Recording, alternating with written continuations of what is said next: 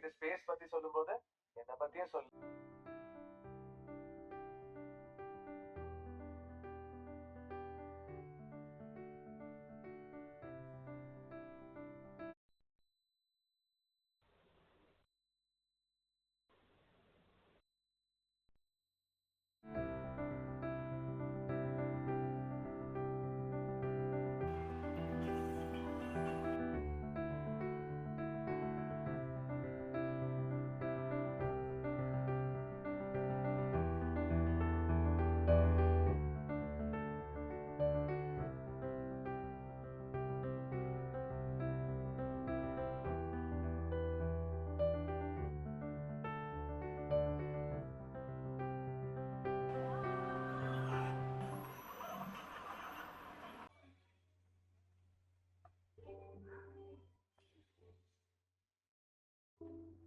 என்ன ஒரே ஃபீலிங்ஸா நான் போறேன்னு?